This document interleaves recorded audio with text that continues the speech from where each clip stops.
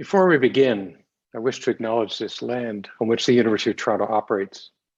For thousands of years, it has been the traditional land of the Huron-Wendat, the Seneca, and the Mississaugas of the Credit. Today, this meeting place is still the home to many Indigenous people from across Turtle Island, and we are grateful to have the opportunity to work on this land. Well, good afternoon, everyone. My name is Barrett Gertler, and it is my great privilege to serve as president of the University of Toronto. I am so pleased to welcome you all to our 6th annual U of T Entrepreneurship Week. Unfortunately, we have to meet virtually again this year, but there is genuine optimism in the air. With campuses reopening, life returning to normal, spring just around the corner. Of course, today's guest of honor takes optimism to the next level. Donovan Bailey is a force of nature, a wellspring of positivity and enthusiasm, whose defining characteristic in everything he does is excellence. He's one of the greatest sprinters in history, an Olympic and world champion, a Hall of Famer. I think we can all still clearly see the vivid expression on Mr. Bailey's face as he won gold in the 100-meter sprint final in Atlanta in 1996, those who have seen the video or remember it live. Donovan Bailey is a true Canadian icon, not just as an athlete, but as an ambassador and leader in the public sphere. Whether he's speaking out about racism in Canada, community building, or Alzheimer's research, people listen. Of course, Mr. Bailey is also a serial entrepreneur. He brings that same irrepressible spirit to his entrepreneurial and business ventures, as well as to his charitable and fundraising activities. Mr. Bailey will be formally introduced shortly, but for now, let me simply say that it's both an honor and a thrill to welcome Donovan to the University of Toronto. I'd like to think the U of T and the City of Toronto embody some of Donovan Bailey's commitment to excellence and, to use a technical term, swagger. U of T is a world-class research-intensive institution with a public mission, where more than half of our student body comes from families of modest means. Indeed, U of T's remarkable diversity, ethnic, racial, cultural, linguistic, and socioeconomic, provides both a springboard to social mobility and the ideal environment for education, research, innovation, and entrepreneurship. And U of T embodies this commitment to access and inclusive excellence at a scale that is simply unrivaled, unmatched in North America, or indeed anywhere else. It's almost as if U of T defies gravity. Our collective impact is evident in our research, education, outreach, and operations, with strengths in everything from medicine and medieval studies to sustainability and computer science. We're an innovative community where research gets turned into practical applications, startups, and new companies at such a remarkable pace that we rank among the top entrepreneurship ecosystems in North America. This innovation ecosystem is another example of inclusive excellence. Of particular relevance today, the Black Founders Network, or BFN as we have come to know it by, was launched in the fall of 2021 to support Black entrepreneurs and Black-led startup companies from across our 3 campuses. The BFN was built by and for the community through extensive consultations with Black students, alumni, investors, and business leaders. And later in today's event, we have an exciting announcement to share with all of you, a bit of a teaser. So in short, U of T, together with our affiliated hospitals and entrepreneurship hubs, we represent an extraordinary force multiplier for talented people in the Toronto region and beyond. I'm grateful to the organizers of Entrepreneurship Week for allowing us to showcase the truly exciting activities happening across our 3 campuses. It's now my great pleasure to introduce perhaps the greatest champion of all things Toronto, and a proud alumnus of the University of Toronto, our mayor, Mr. John Tory. Mayor Tory was unable to attend in real time this afternoon, but he very much wanted to lend his personal support to this event. And so he sent remarks that he recorded earlier. Let us roll those remarks now.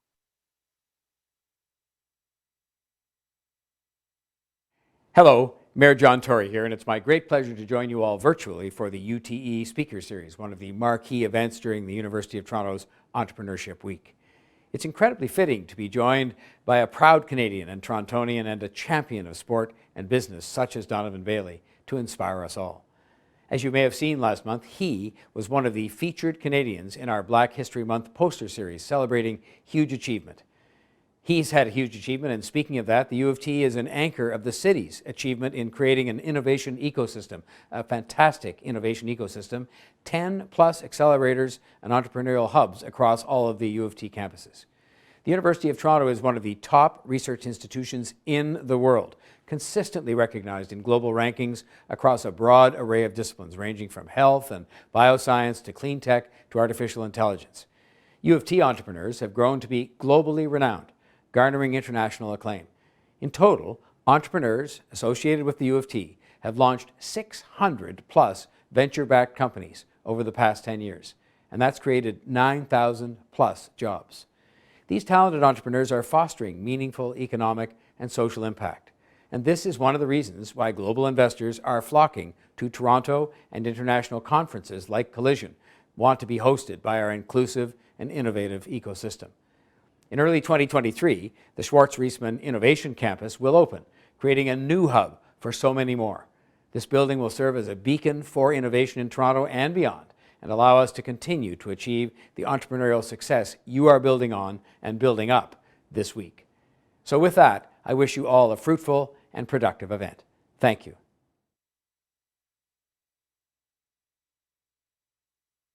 It is now my great pleasure and privilege to welcome Ontario's Minister of Citizenship and Multiculturalism, the Honourable Parm Gill. Minister Gill is deeply familiar with our sector, and he's an outspoken champion for inclusive excellence. We're delighted that he could join us today. Welcome to U of T, Minister. The virtual podium is all yours. Well, thank you very much, and good afternoon, everyone. Thank you, President, for that kind introduction. And thank you to the Black Founders Network for coordinating today's event and for the invitation for me to be also able to participate in this important event. And also greeting to all of my fellow speakers. And I also want to share a special hello and a thank you to Donovan Bailey. It is a real honor for me to meet with you on such a wonderful occasion as this one. And it's encouraging to see partners from different jurisdictions and sectors coming together to support this important and timely dialogue on Black entrepreneurship. Like many of you, I am an entrepreneur and a business executive at heart, having led my family business before entering politics. We all know that small businesses were hit the hardest during COVID-19, in particular businesses owned by Black and other racialized entrepreneurs. The pandemic also exposed existing disparities or gaps in our economy and society. Well, before COVID-19, many Black and other racialized entrepreneurs faced systemic barriers in financing, market opportunities, and networks. Now that Ontario is on the road to economic recovery, we need every small business, every entrepreneur to succeed. Initiatives celebrating and promoting Black entrepreneurship is so important in these times to ensure no one is left behind. That is why Ontario is working hard to advance economic inclusion and to remove systemic barriers. The Ontario government is making important investments to help Black entrepreneurs and Black-owned startup businesses thrive. While I will have more to say about this particular topic next week, as I will be making an important announcement, I can tell you that our government will be investing $5 million over 2 years in the Racialized and Indigenous Supports for Entrepreneurs Grant, or also known as the RAISE Grant. This will provide targeted supports for Indigenous, Black, and other racialized entrepreneurs to start or grow their business. Our program will be tailored to the unique needs and priorities of Black and other racialized communities.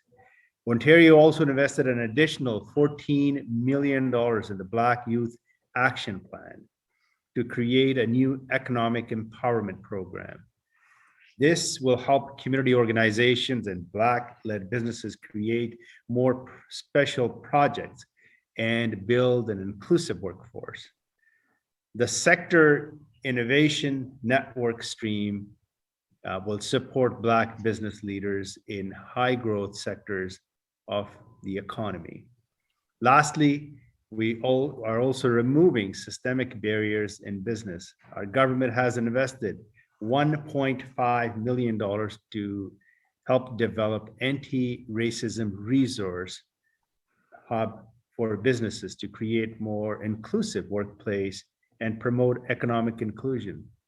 Working across sectors, we will provide Black and other racialized people in businesses, workplaces, and communities with the support to overcome systemic barriers and participate in our economy to their full potential. These investments and our government's overall commitment to supporting Black entrepreneurs and businesses align nicely with the mission statement of the Black Founders Network, which is to create an inclusive community for Black entrepreneurs at all stages of their journey and to provide them with the network resources, inspiration to launch, fund, and scale impactful startups. Our government's commitment to embedding racial equity in our COVID-19 recovery efforts and plan for long-term economic growth is unwavering. By removing barriers to success for Black entrepreneurs and Black-owned startups, by supporting local communities, and by promoting an inclusive economy, we will build a stronger Ontario for everyone, and we will create a more inclusive and equitable province where everyone has the opportunity to prosper.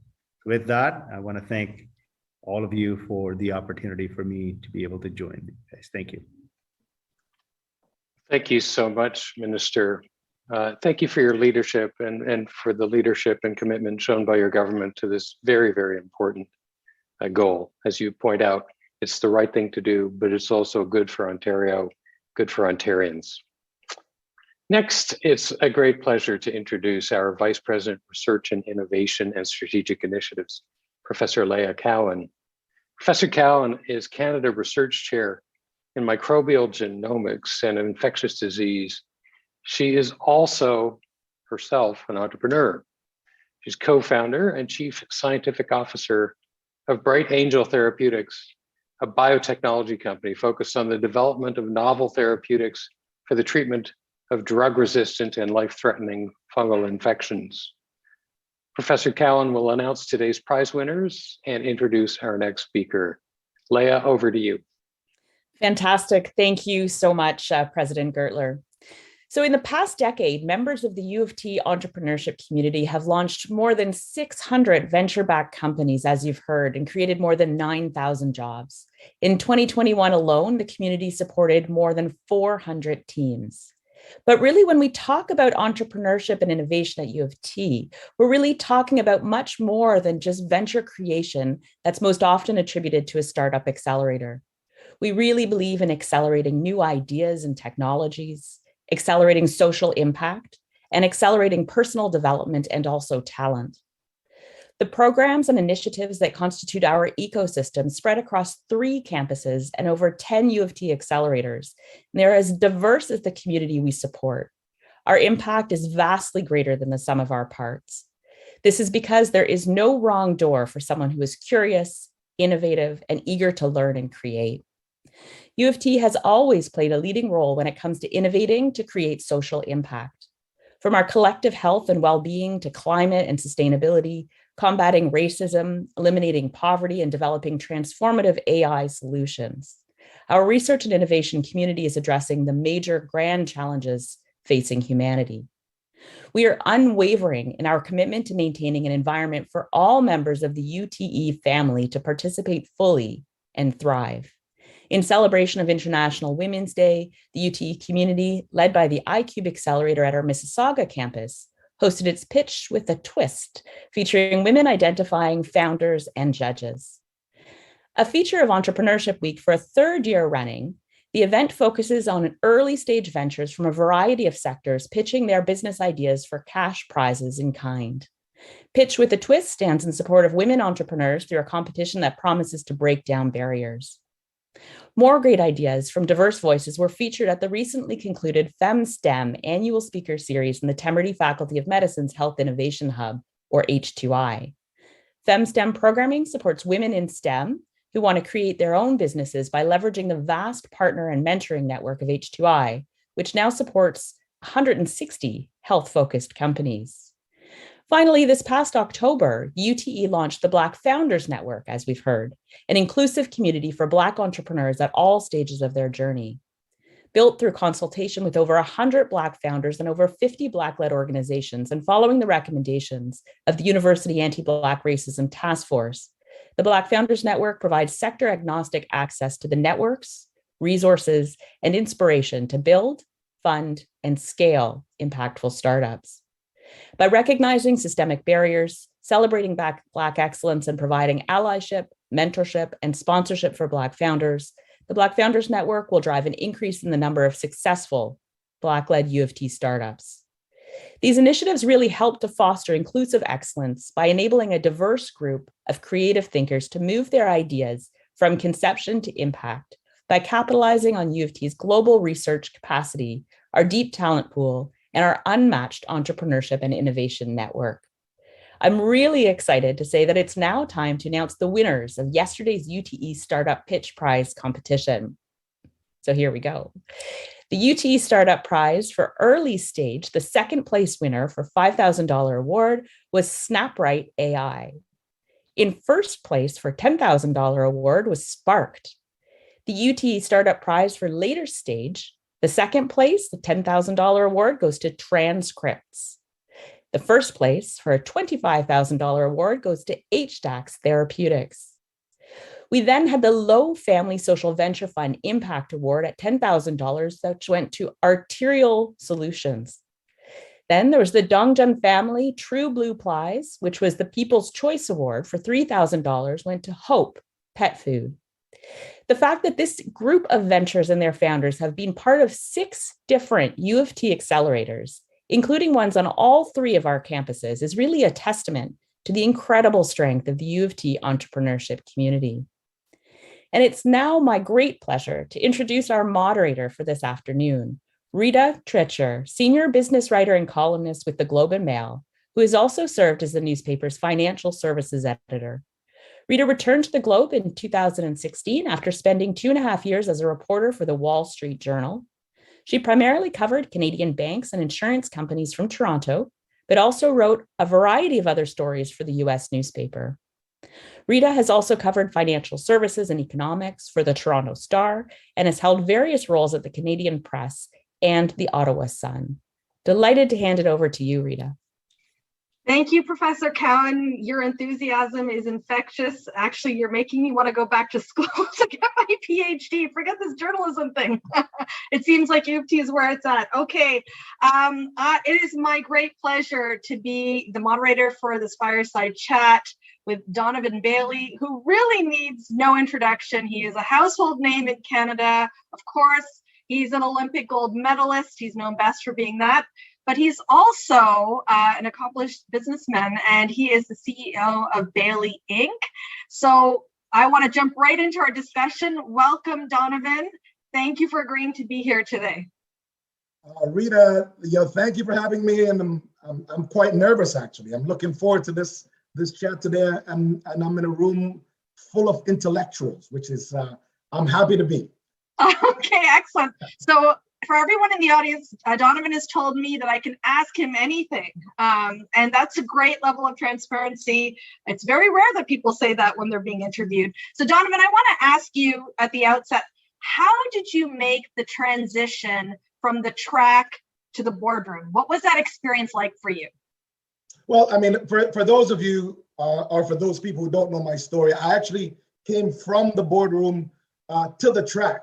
And one of the things that I did, I was a glorified telemarketer, which is what we call, that was being a stockbroker back in my time. But going from that to the track, I always kept a hold of and a great relationship with the people that I worked at Bay Street, and also my mentor were phenomenally successful people in Canada, in the world, in Ontario, and so my transition from the track was quite easy because I always maintain an amazing relationship, and those relationships, for those that are alive, I'm still very much in talks and in conversation and great friends with those very same people today. Okay, excellent. Now tell us about your company, Bailey Inc. What does it do? Where does it work? Oh man, so okay, Bailey Inc. is essentially my holding company, and Bailey Inc. kind of covers a lot of things. Over the years, we started this many years ago, but over the years, it has been a hub for maintaining my brand. Brand partnerships around the world. We've dabbled in the restaurant industry where we started one franchise in Oakville, grew that to 20, and right now, I mean, Bailey Inc. is in a small way helping with the Donovan Bailey Foundation, because what we try to do is raise money, to extend my philanthropic way, as I do when you get older. I need to have that. Okay, and is it also involved in real estate at all?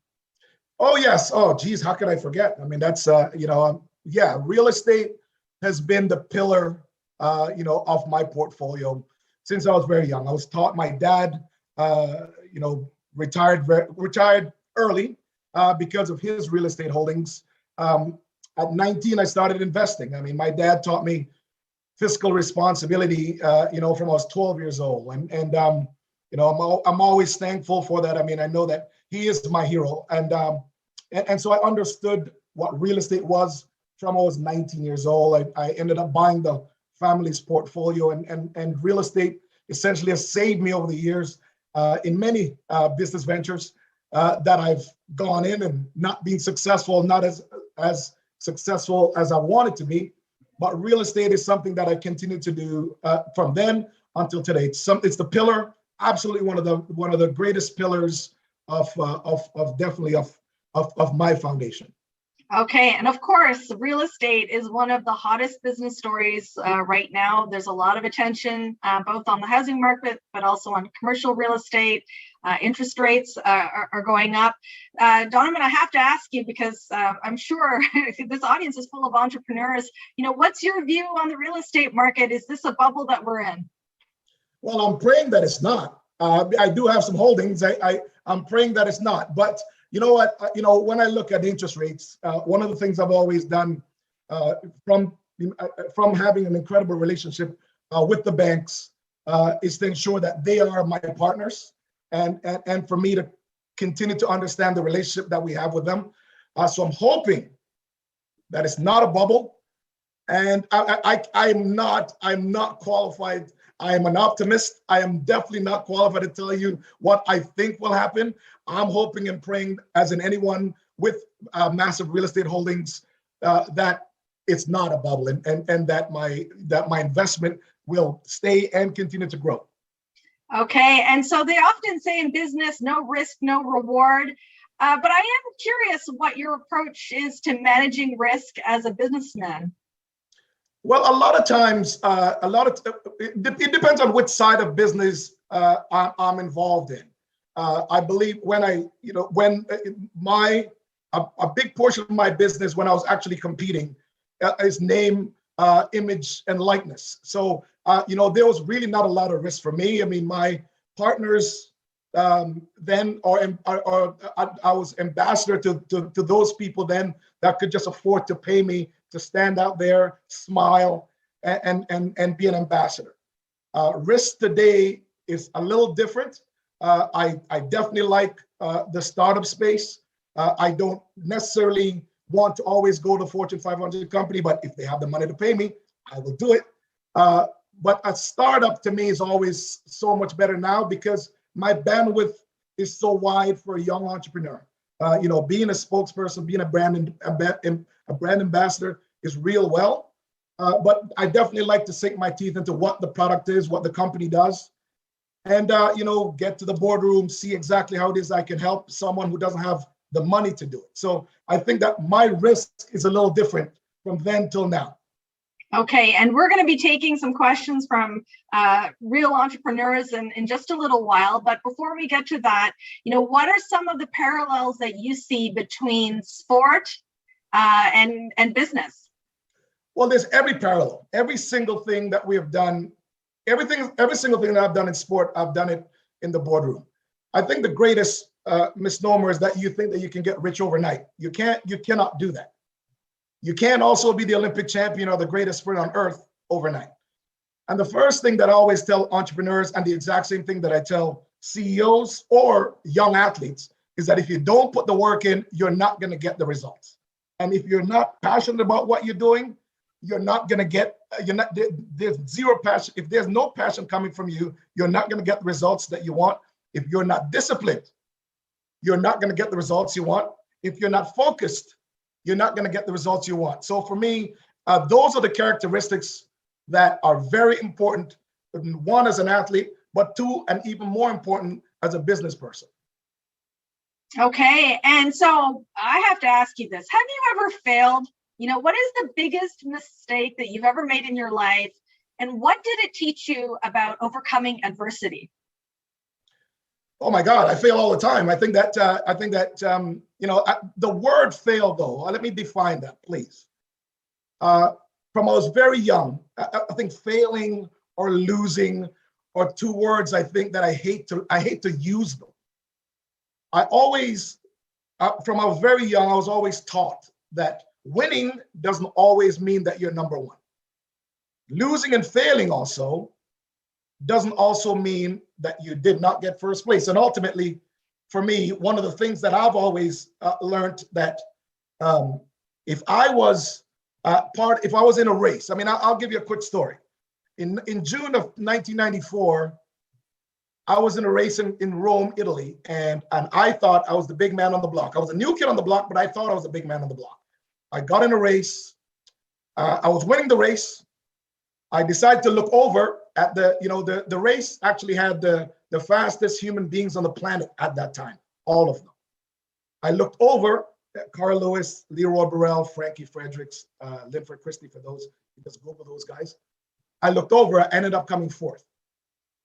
And so I was very upset about the race and the race itself when I passed the line, because I was winning. I thought that I'd won. I thought I could take my foot off the pedal and look over at everybody. It didn't work that way. I ended up coming fourth. But there's one thing that I learned, was that I put the work in. There was still a lot of work left to do. And the number one thing that I took away from that was that I belonged. I knew that I could get in and I could compete with these men. And so so for me, that's one of the things I take with me from the track. And I tell this to kids, and that's some of the practices I still have to this day, is that winning doesn't always mean that you're number one. And I think failing is something that you should, I don't really use it. For me, it is win or you learn. I mean, whatever it is, that anytime that there's any sort of setbacks for me, I take that as a learning lesson. So the next time that I'm in that position, it'll never happen to me again. That's some great advice. And I'm sure that the entrepreneurs in the audience and the students who are listening appreciate your real talk. I would like you to offer some more real talk on a very serious topic. The barriers facing Black entrepreneurs and other underrepresented groups and businesses. What do you see as the main barriers at this stage? Oh man, that's a very tough and deep question. 27 years ago, I started speaking out about racism, and it wasn't exactly the racism that I personally went through. I was obviously on a team with other Black athletes, and I'm definitely very blessed moving from Jamaica to Oakville, and from moving from a home where there was love to another home where there's just love and support. And I spoke out about racism in 26 years ago because I was from a place where I sat in the boardroom with decision makers, and all I wanted then was to be in a conversation with the decision makers and the decision makers in sport. And that apparently proved to be a bad thing because I was just the runner, and what I should have done was shut up and run. Unfortunately, they don't know that I apparently had a little mouth on me, and I'm quite confident because I had an incredible support system. I think what we have today is a lot different than then, because today we have at least we have a platform like this where we can share conversations, where we can communicate, where there are government funds setting up, where there are successful Black athletes, Black entrepreneurs, Black or any racialized community for that matter. There's successful people that are at the highest level. So I think that we're in a place today where we're having more conversations. We're certainly having hopefully more votes. Hopefully we're getting to a place where there's more opportunities, where young Black entrepreneurs, first you got to put in the work. As I said, all what I just said, if you do all those things and you get to a place where you feel that there's a roadblock, then yes, you're now becoming part of a system that's keeping you oppressed. So what I'm saying to you today, I think it's better because we have at least more people listening, more technology recording, and certainly I think that the opportunity that the government's providing and some businesses are providing are a lot better for businesses out there and for racialized community business owned out there. And I want to ask you a question I often ask business leaders who talk about diversity and inclusion. What is your advice to Black entrepreneurs or other racialized people who encounter barriers or discrimination in the workplace? Like, what is the right way to speak up? What's your advice to them on overcoming those barriers? Oh man,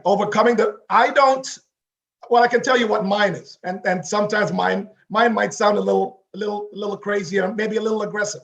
My father always said to me that if there's an obstacle in your way, you got to go over it, under it, around it, and if they keep standing in your way, go through it. And ultimately, one of the things that I have to do is put the work in. I think that sometimes when Black entrepreneurs, have roadblocks, reach out to someone that is not like you. Reach out to someone that is just successful. If you have a goal and you're trying to get to that place, reach out to that person that is that successful. Rita, you know that I have an amazing relationship with the Bittov family. John Bittov Sr. always talk about him because he always said I was the son he never had. Anything that I wanted, any questions that I wanted answered, and I'm talking about just business. I'm not even talking about the racialized side of it. I like to seek people out that are successful. If that person has time for me, then I will absolutely learn from that person. I'm participating even in this today because I want all the kids that are here to actually think this way. Sometimes it's not the person. First of all, I'm always going to reach out to the person that looks like me, who is successful. But my number one goal and my greatest goal is to reach for the person who's at the place that I want to get to. Okay, that's some great advice. Play the long game, go right through the obstacle if you can't go around it. Find great mentors. Those are very practical pieces of advice for our audience members. Okay, and just one last question for me before we start taking some of those questions from entrepreneurs. Obviously, this pandemic has shone a very unflattering light on the reality of anti-Black racism. I'm thinking very specifically about, the police killing of George Floyd. We've seen the corporate world, participate in the social reckoning that has happened since then. But Donovan, I want to ask you, do you believe that this really is a moment of change? I think that I'm optimistic, Rita. I think that I can only be optimistic. I know that we're having better conversations. I know that there's certainly some successful Black entrepreneurs at the table. I know that there's some in government.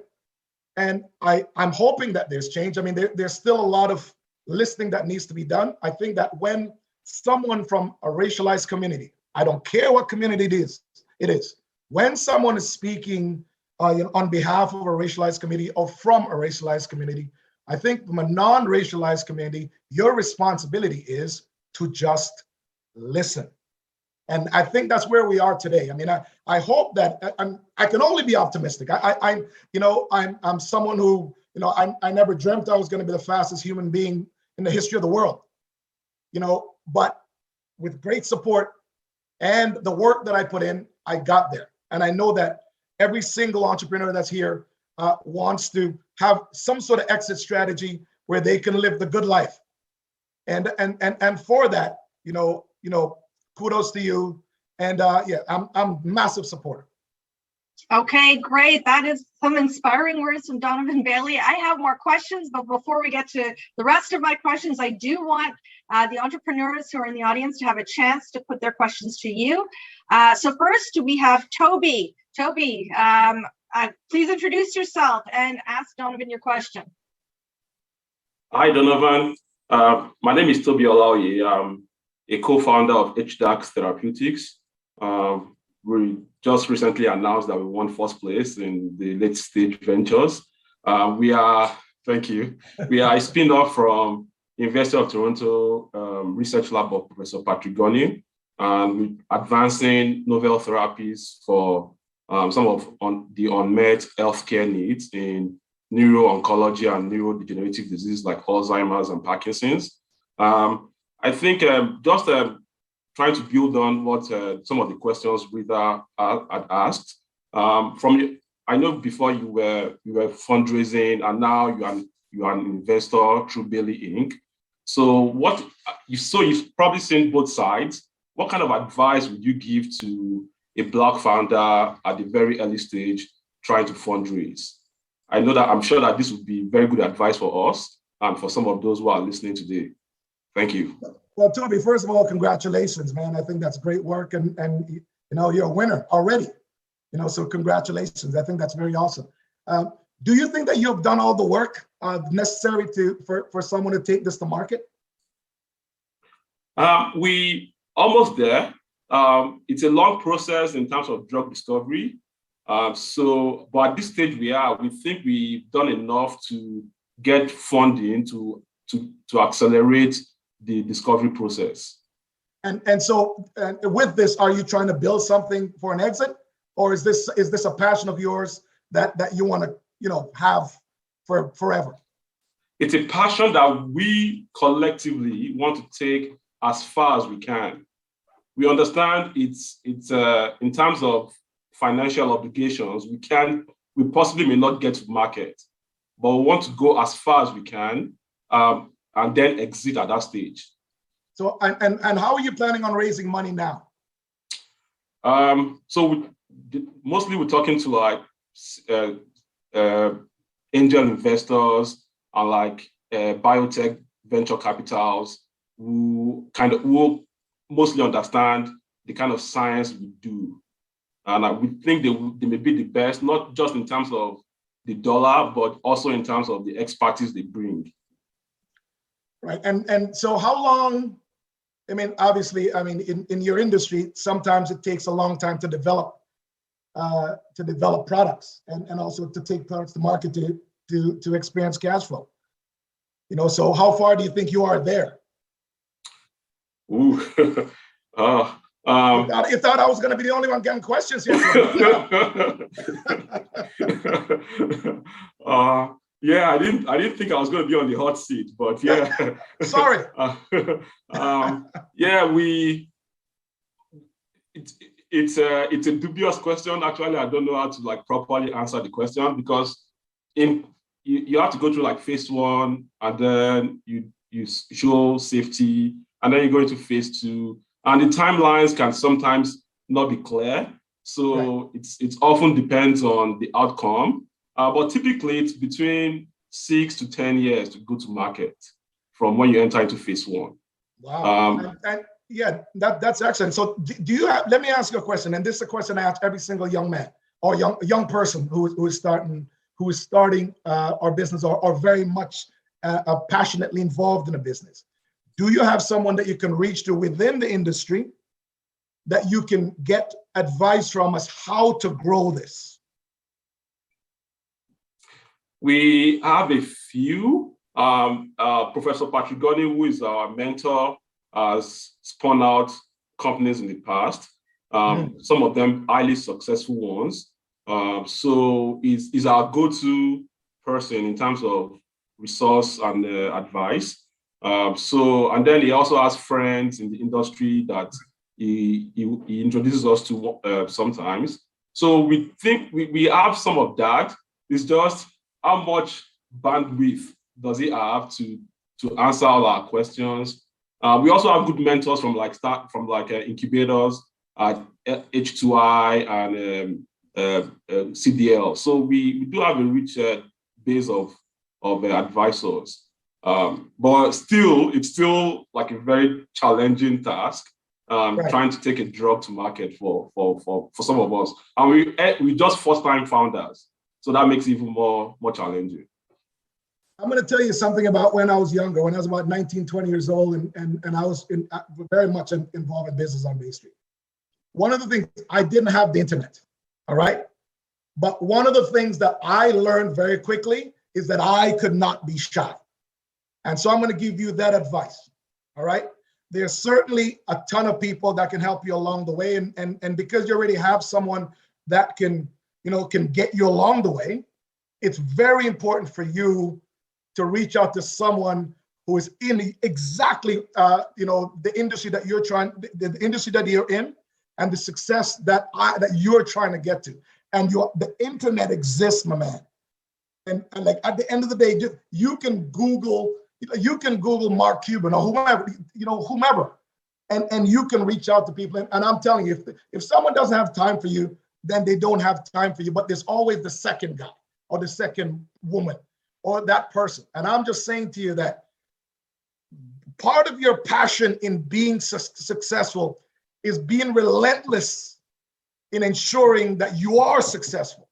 And so you're going to reach out to whomever to get there. You got your professor, absolutely. But the world is a big place, and I'm wishing you all the luck in the world for you to, well, I'm supporting you, but I'm wishing you all the luck in the world that you're going to put the work in, my man, and get to that person, whoever that person is. Toby, you've been given some homework to do by Donovan. So I think he's given you a number of tasks to complete. Well, that's great. Thank you so much. We're going to hear from Faisal next. Faisal, you're up. Oh, you're on mute. I'm mute. Oh, I'm actually not on mute. Perfect. Hi, Donovan.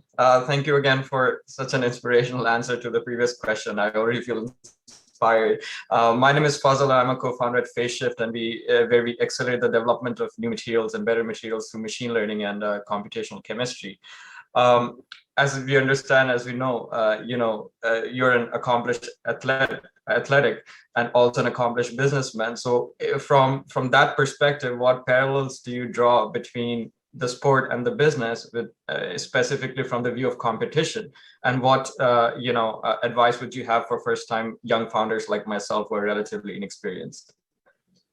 Well, first of all, what your company does, I was trying to look at, I'm just like, I'm lost. So thank God we've trusted the leadership of the future to smart people like yourself. So congratulations on that. I've always had a healthy respect for competition. I think it's very important to know what the people beside you are doing. But you're not in a combat sport. At least I don't think you are. In business, to me, business is like track and field, like the 100 meters, or it's like golf. You have to take care of yourself. You have to put in the work. You have to associate yourself and expand your network. And so for me, I've always had a healthy respect for competition, but I really choose to ignore them because I put blinders on when it's time for me to perform.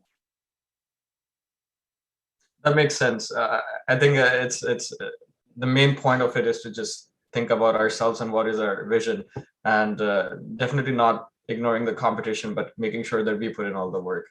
Well, being an entrepreneur is it's a selfish act. I mean, really, it's about, and these are things that I always talk about. I do have control issues and I'll speak about it. Mm-hmm. That's what you are as an entrepreneur. That's what it is. That's what you know. And so you have to be able to be selfish at times, put the blinders on, and understand that you want everything within your bandwidth so you can control the outcome of that. Although obviously, as a company, you need to have trusted individuals that you feel can do just as good a job as yourself. Mm-hmm. And any specific advice for people who are just starting out in this space, who, first company, first time business experience, anything like that? Well, listen, the first thing I'll always say is you got to put the work in. Mm-hmm. If you do not put the work in, you're not going to get the work out. And so it's the same. So for me, it's the characteristics that I mentioned earlier. You got to be passionate about what you do. You got to be the person in the room that's absorbing information from every single human being about what it is that you do, and you have to be able to sell that at the drop of a dime. I mean, I'm just saying to you that every single entrepreneur have to understand that whatever business that they're doing, every day you have to be able to minimize your pitch to 3 minutes, 2 minutes, 1 minute. Because you're selling yourself in that business 100% of the time, obviously until you get to that place that everyone knows your story. Mm-hmm. Well, thank you, Donovan. That was my question, and you answered it very nicely. So thank you. Thank you, Faisal. Have a good day. You too. All right.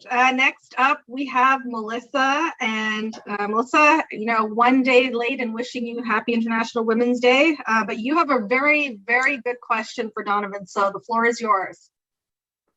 Thank you very much, and happy International Women's Day to you too. All right, so my name is Melissa Ellis. Nice to meet you, Donovan and Rita. And I'm the founder of Nobella. We are basically a social and technology enterprise with a mandate to launch at least 100 Black-owned businesses in STEM by 2025. And we plan to support these businesses through our Nobel Hub app, which is an online marketplace that connects startups with business service providers from the Black community who offer accounting, legal, marketing, tech, and more. In collaboration with our partners at UFT, The Bridge, the Hub, and Black Founders Network, we'll be also able to offer training and development to ensure these businesses are set up for success. So my question for you today is, as a business owner for over 20 years, there was a time not too long ago where the general public did not have access to computers or even the internet. But now we're living in a time where tech advances are moving at lightning speed. In what ways have you integrated tech within your business model? And what advice do you have for upcoming entrepreneurs who need to engage in this new, scary, but exciting digital economy? Great question. I'll always say that I'm technologically literate because I came from that place where privacy was something that I really embodied, and I didn't want anyone to know what I did, especially in my private life. And obviously, living in a bubble, that's really tough sometimes. Tech was something that I didn't probably embrace, but I also recognize now it's something that we all must have. And for me personally, I just hire well. That's what I've done personally. I seek the smartest, best people who understand and grew up in a world that technology is second nature to them. And so a lot of Black-owned businesses are in that same space. And I think that, I just spoke about people and control issues. There's probably a lot of Black people that like older folks that have great bandwidth, probably has, money to invest. And also some of them have great businesses, but they don't really understand, that the new marketing is all about, social media. The new marketing is all about tech. And so for those people, I always try to encourage them that, you know what, your 17-year-old son or your daughter, they probably know a hell of a lot more than you do. So at the end of the day, one of the things that I encourage entrepreneurs to do is to look back and go to those students or those young entrepreneurs that know a lot more than we all do. All right, that's great. Yeah, you know what? When I was in university, we did not have internet access in the dorm. We could only check our email once a week on these green monitors. So right. These kids have no idea, Rita. They have no idea. Yeah, dial-up was a revolution. Right. Let me just tell you. And having the big cell phones, wow. Okay, how far have we come? Okay, we have another female entrepreneur up next. Rihanna, the floor is yours. Thank you, Rita. Hi, Donovan. Thank you for sharing your insights today. My name is Rihanna Lambie. I am the podcast host and producer for Interrupting Sports. It's a podcast promoting positive change for the next generation of BIPOC leaders in the sports industry. I'm pleased today to be here today and would love to ask you, what is the greatest lesson that you've learned in life once you became a retired athlete? Oh, geez. Okay, that's definitely a podcast question. Yes, we got that. Congratulations on that. The greatest lesson I've learned actually is to be patient. I understand that. I think that as an athlete and as a young businessman, I wanted everything to be now, and we also live in the world right now where everything is now. But one of the things that I've personally learned that being patient is something that would allow me to think deeply about what it is I'm trying to achieve. Because of my own personal platform, me speaking out on something, I have to think about who it will affect.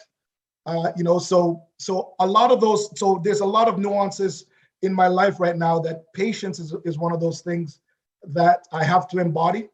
I still have a little bit of problem with it, but I think patience and understanding about what it is, how important a word or a sentence might mean to someone coming from me means.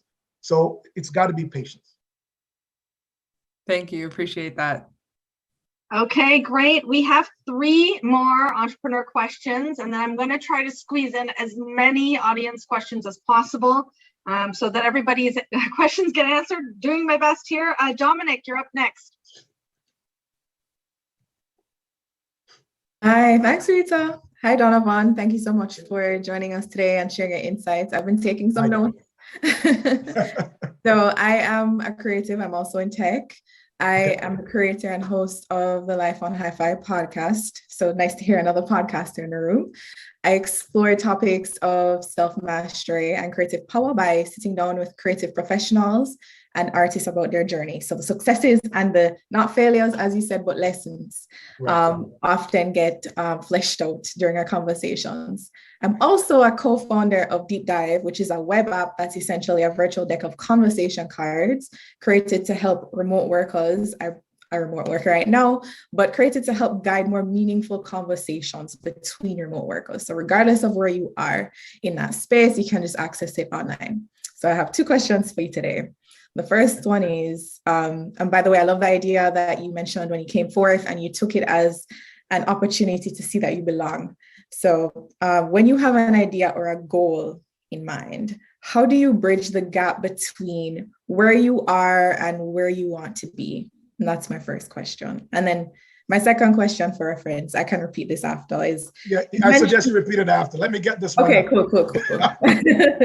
You know what? When I have an idea, I have a network of great friends and great people. I mean, and I've always been able to, just a basic golf game, I might have 3 guys who are very successful in whatever it is that they do, that I can always bounce things off of them. So when I have an idea, I'm always reaching out to my network.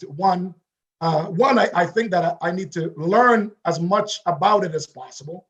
Then I reach out to my network, to kind of wait and see exactly what if it's viable or not.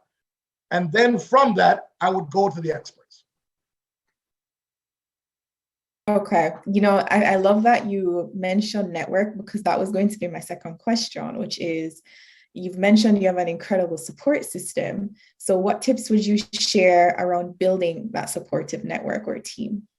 Well, the number one thing, as I said before, we're in a place right now where if you want to be successful, you can't be shy. And you can be, it doesn't matter about your personality. At the end of the day, you can send an email. A shy person can do that. What I'm saying to you now is that there are such incredible, successful people out there that are willing to share the knowledge. I mean, we have part of what I do, part of what one of my charity foundations is Pass the Baton Canada. And Pass the Baton Canada is really just about mentorship. And mentorship and to me, that's a very general term.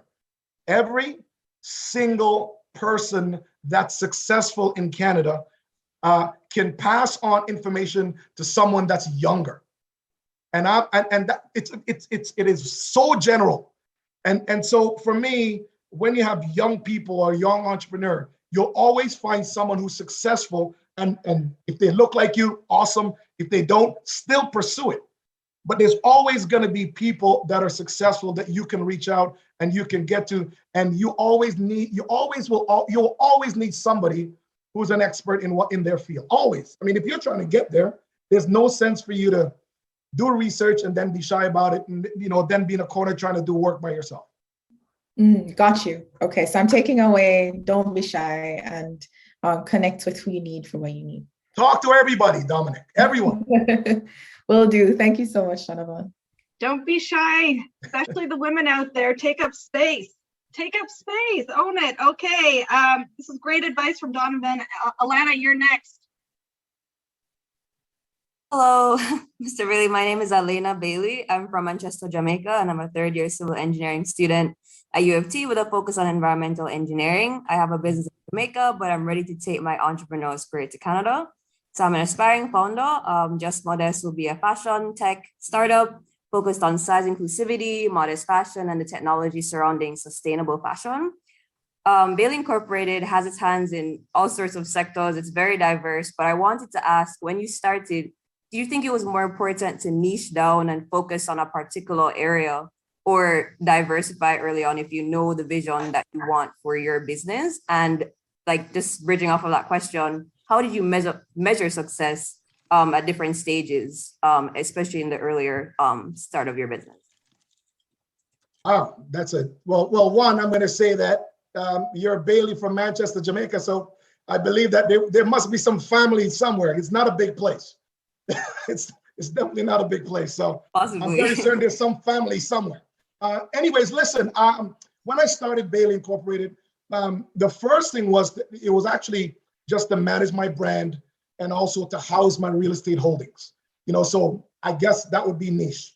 Real estate was one particular thing that my family was involved in. I ended up buying the portfolio to own myself. But then part of then the other part was really just it was brand management, and I wanted ownership. I never liked the idea of someone owning my name, image, and likeness. So for me, it was just that. So yes, it was niche for me because I had to focus on managing a global brand, and also managing real estate, which was local but ended up expanding globally. And how did you measure that success, like in the earlier stages of your business? Well, I had holdings, and I had holdings. So for me, it was financial. Thank you. Donovan's all about the hard assets. I like it. Okay. You got it. Right, there was money there, but at that time, though, as an athlete, I don't want to seem like it was all about money, but from a real estate perspective, I had a very healthy relationship with the bank, and I was taught very young by my dad that the bank's my partner. The bank, they don't work for me, I don't work for them. This is a marriage. You got to do your part, they'll do your part. I bought the real estate based upon financing that I got personally. Then with track and field, obviously there was income coming in, so I had to find some place to manage that under one umbrella, which was Bailey Inc. So yes, I worked very hard, but there was income coming in for me to actually to create a nest egg and control that. Well, that's a great point. You're never too young to start investing in something. We have one more entrepreneur who is going to ask you a question, and then we're going to go to audience questions. Derek, you're up next. Thank you very much, Rita. And Donovan, thank you very much for your remarks so far today. My name is Derek Lichty. I'm the co-founder and CTO of Inner Analytics. We're a digital health tech company, just revolutionizing dietary insight for chronic disease management and prevention. So our software just transforms the way diet is measured and analyzed within the healthcare system. So building on that, my question for you is, during your peak years of training as a professional athlete, how did the field of nutrition change and evolve to complement your other training regimens, and what role did it play in your success? Okay, wow, great question. Coming from Jamaica, coming from the country, I mean, Elena will all tell you, Manchester, I grew up on a farm. So I never really had poor dietary, I never had poor dietary problems. I was always someone that ate organic when it wasn't cool, and ate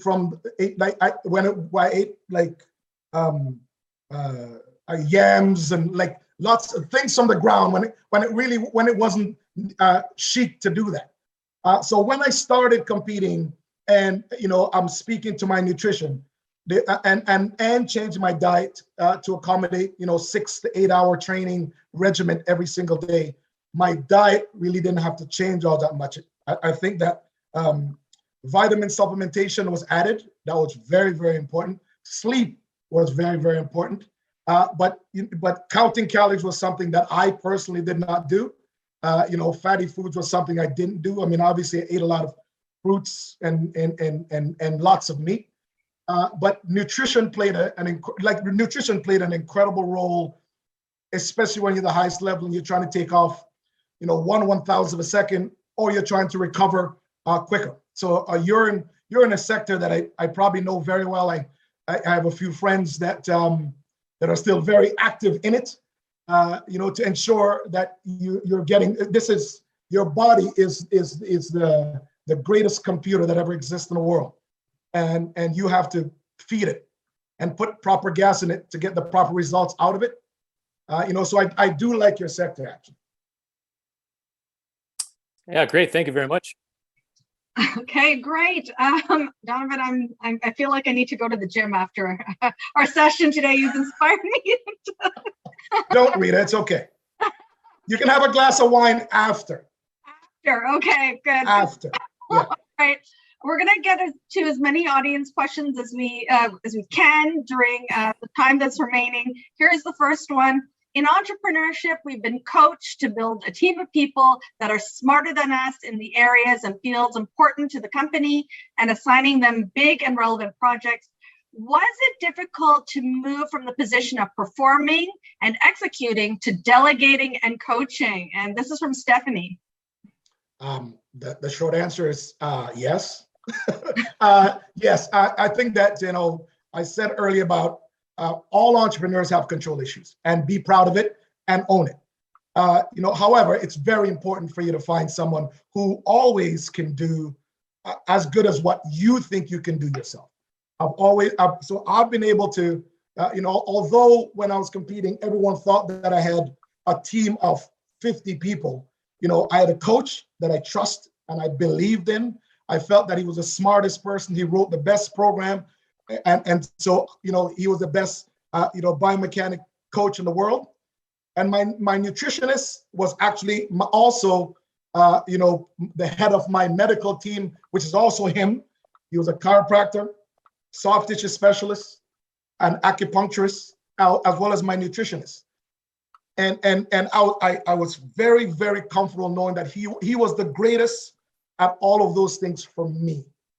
And so when I speak to entrepreneurs now, I say the very same things. You've got to find, although being an entrepreneur, it's a lonely place sometimes, and we all have control issues. It's very important for you to find someone who you feel that can do just as great a job, and you have to delegate that trust because you've done the work, so you know already when someone is slipping. Okay. I like that you admit that you have control issues. That's honest talk. I'm proud of it. Okay, here's another audience question for you, Donovan. Donovan, how did you rebound from your Achilles tendon injury that you suffered during basketball practice at the college in Oakville? What can you share with entrepreneurs about being resilient after bouncing back from that injury at Sheridan? And that's from someone named Donovan. All right, good question. The Achilles injury. Well, the Achilles, I wasn't practicing. I wasn't even supposed to be playing basketball, but basketball is my passion, and I play to this day. I play with all the guys that I went to college with and university, and some ex-pro guys. My Achilles, and it was essentially that I blew my Achilles playing basketball in the middle of my track career, and so it was I told the story early about losing that race. I already knew I belonged when I blew my Achilles.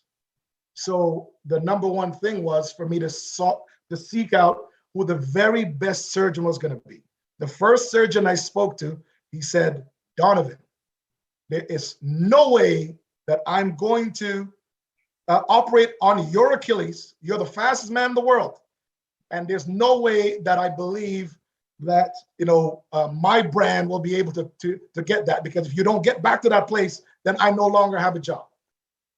There was a guy, Dr. Anthony Miniaci, who was that I called, and he was at Toronto General at the time.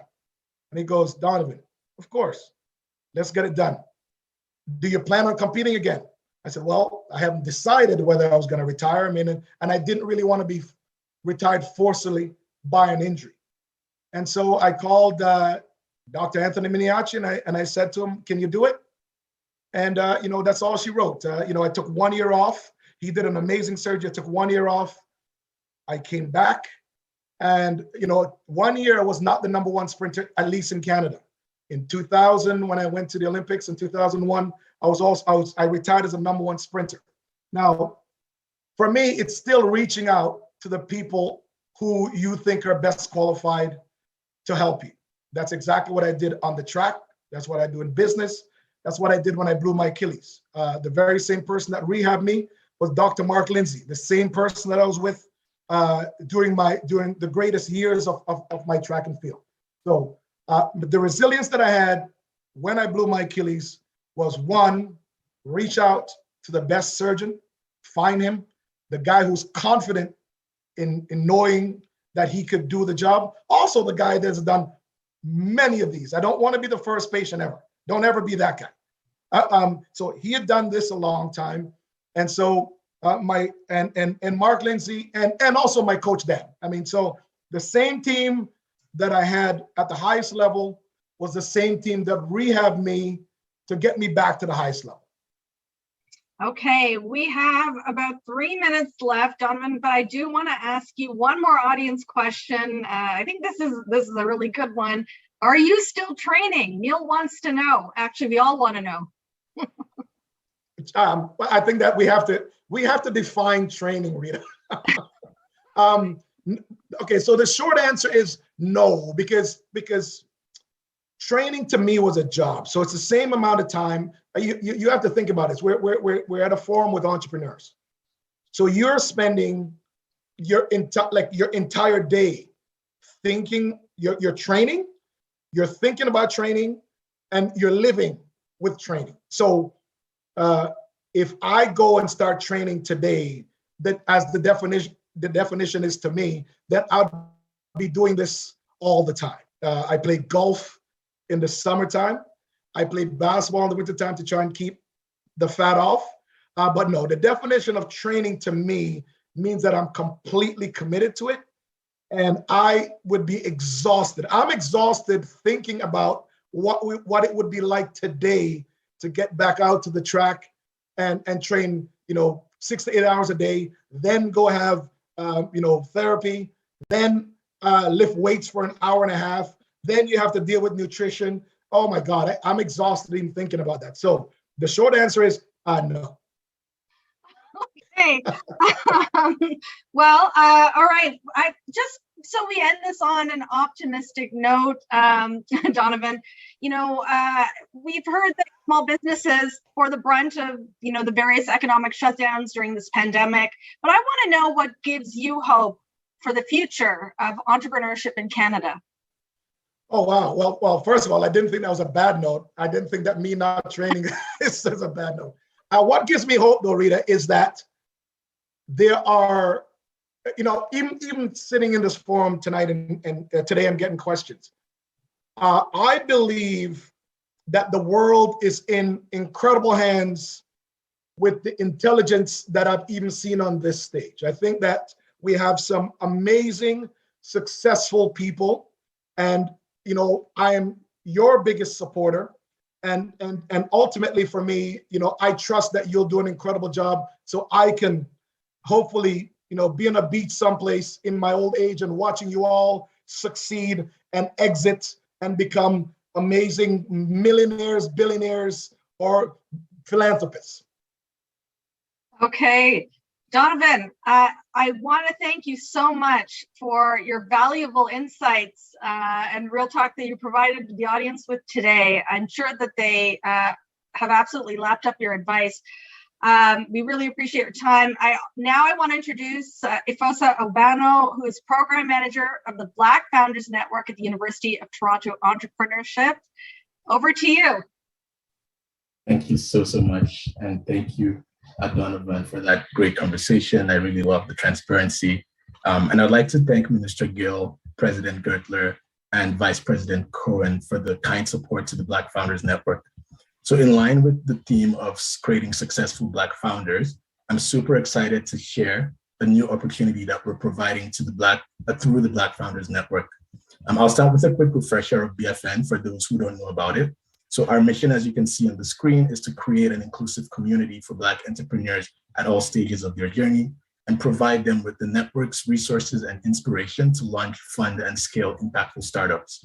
So before creating it, we followed the advice we usually give our entrepreneurs by spending a lot of time with our target users to understand the biggest barriers that they face as Black entrepreneurs.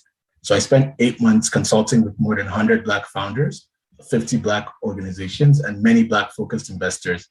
They identified the key pillars of BFN. They also chose the name that we use, and they helped us to launch it in October. Since then, we've had thousands join the network through our sessions, and we were recently recognized with the Minister's Award of Excellence by the Ontario government in January.